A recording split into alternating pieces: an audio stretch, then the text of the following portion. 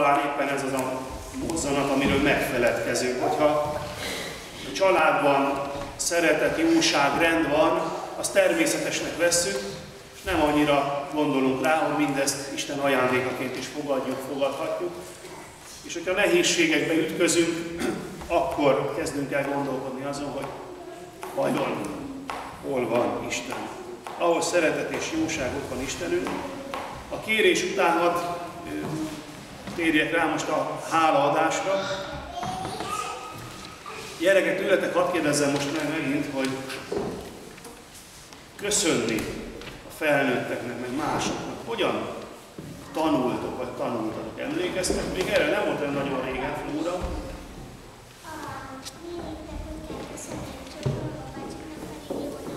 Aha, csókolom és jó napot, megvan a formája, hogy hogyan köszönjük, és kinek köszönjük? Nálunk idősebbek, fiatalabbak?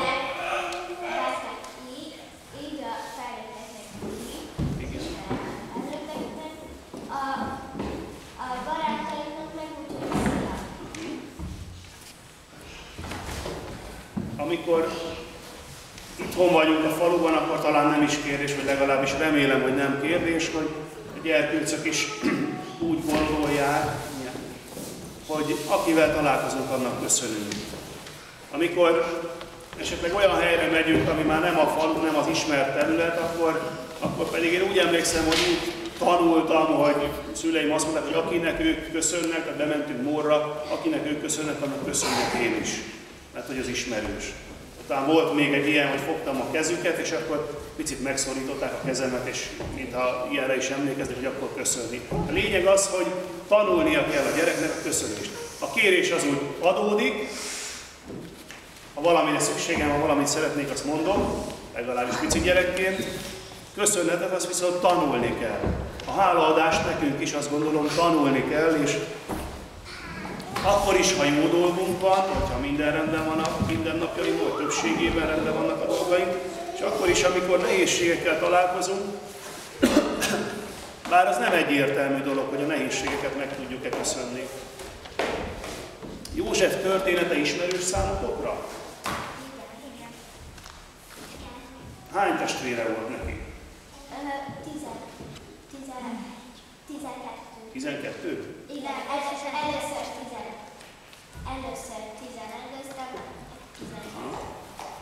12 volt, igen, 11 fiú testvére volt, van egy lány, akiről tudok én. Tehát sok testvére van, és mi történik a Józseffel?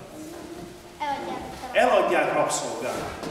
Eladják Egyiptomba rabszolgának, a jó helyzetből mélyre kerül, ott megint csak jó helyzete lesz Józsefnek, tisztességesen dolgozik, helytáll, de börtönbe kerül egy vád kapcsán, és utána újra fontos megbízatása lesz, ugye Egyiptomnak a gazda tisztje lesz, és József történetében annak a végén fogalmazódik meg, mondja ezt József, hogy ti rosszat terveztetek ellenem, de Isten terve jóra fordította, ezt mondja a testvéreinek. Hálát tud adni a nehézségekért is visszatekintve. És mi is hálaadásra készülünk, nem ennyire létszíves. Arra kérnélek most gyerekek, hogy jöjjetek ki nekem segíteni, mert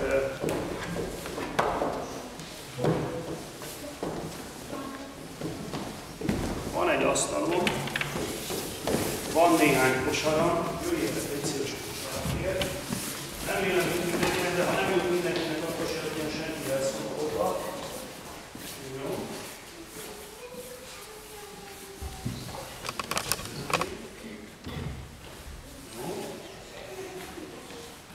Mindenkinek.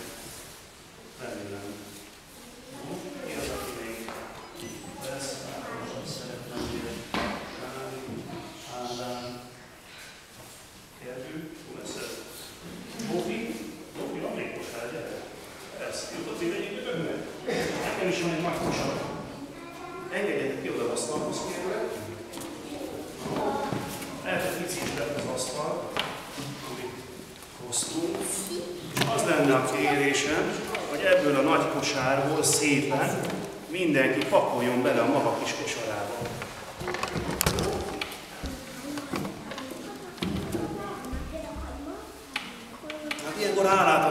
azokért a dolgokért, amik az életünkben minden napokban előkerülnek, gyümölcsét, zöldségért. Ez egy jó kis piacos jelenet innen közelről nézve. Legjobbakat, legszebbeket gyorsan veszik, kiválogatják. De hálát adok ezekért a dolgokért, amik így termésként vannak velem, de azt gondolom, hogy majd a végén, igen. Azt gondolom, hogy minden mellett mindannyian bele tudunk gondolni az elmúlt időszakban vagy évben, a nehézségek között vagy örömök között mennyi minden hálaadásra van okunk. Jó, akinek megvan és tele van már a kosara, azt kérem, hogy picikét álljon hátrébb, hogy jusson másoknak is. Elbírjátok? Gergő, segítsek egy picit neked, menni fog. Szuper. Nekem is tele van. Mindenkinek megvan, tele van a kosara? Akkor az lenne a kérésem, hogy a templomban tegyetek egy kört, mutassátok meg, hogy milyen szépen megpakoltátok a kosaraitokat. Az alját így ügyesen tudjuk gyerni. Szuper. Mutassátok meg, hogy minden szép dolog. De ez...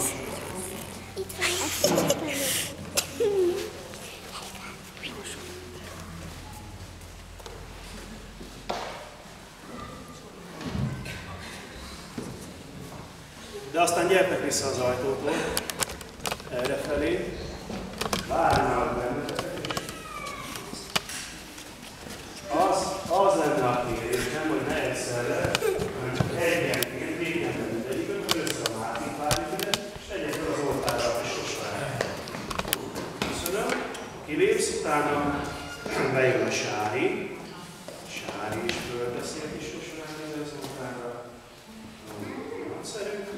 Jó, Eszter jöhet. Gergő, gyere várunk téged is. Sikerül megpakolni. Szuper. Noémi. Jöjjön. Elkesedett pakolni. Tóni. Zsófi.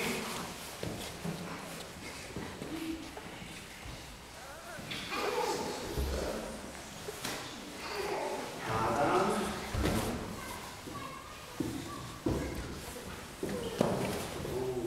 És a végén még a fiúra is.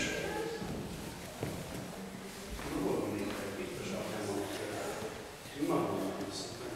Köszönöm, nagyon szépen megpakoltátok ezeket a kosarakat, és szépen feldíszült így az oltár is ezekkel a gyümölcsökkel, terményekkel.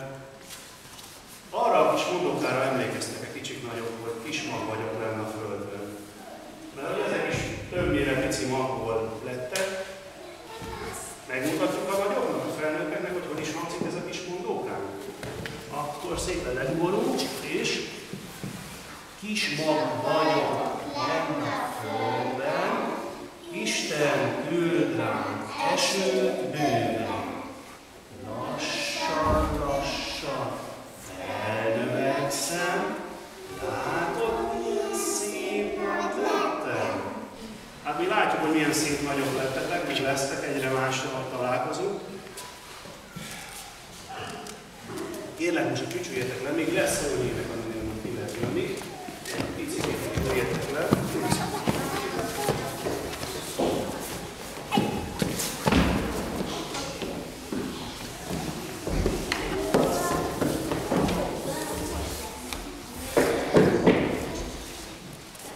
Van tehát miért és kiért hálát adnunk mindannyiunknak. Van mit érnünk is, azt gondolom. És hadd mondjam, minden hálaadásunknak és kérésünknek a forrása Jézus felé visz, vezet bennünket. Hiszen ő mondta a tanítványainak, hogy amikor kérjük Istent, akkor az ő nevében, Jézus nevében kérjük. Ő tanított bennünket imádkozni, és Jézusért mindannyiunk életében ott van, ott lehet a hála. Ebben segítsen bennünket növekedni mindenható Isten. Egy imádsággal folytassuk most Isten tiszteletünket, imádkozzunk.